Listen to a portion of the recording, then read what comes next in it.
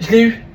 Bah ça va peut-être faire partie de notre quotidien un petit peu plus vite que prévu, puisqu'il y a de plus en plus de gens en Europe qui souffrent de maladies liées aux moustiques, et il y a très peu de chances pour que ça s'arrange. Et s'il n'y a jamais eu autant de gens qui souffrent du chikungunya, de la fièvre du Nil ou de la dengue en France métropolitaine, bah c'est à cause du réchauffement climatique. Le grand responsable n'est pas bien grand, c'est le moustique tigre qui a envahi 369 régions du continent, dont la France, 369 régions d'Europe, c'est 3 fois plus qu'il y a 10 ans. L'œuf de moustique se réveille et passe à l'état de larve en fonction de la durée du jour, donc le réchauffement climatique n'augmente pas les moments où il y a des moustiques, contrairement à ce qu'on entend parfois.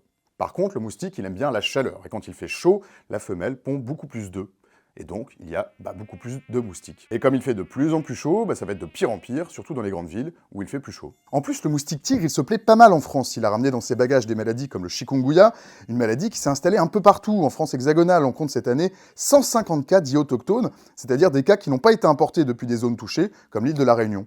Faudra donc se faire à l'idée qu'il y aura probablement plus vite que prévu, un jour, une épidémie de chikungunya et peut-être aussi de fièvre du Nil, une autre maladie qui est pas très sympa non plus. La fièvre du Nil elle est transmise par un autre moustique, c'est un moustique qui va piquer un oiseau infecté pour s'infecter lui-même et transmettre la maladie, et cette maladie, elle remonte le nord de l'Europe avec des cas signalés en Île-de-France.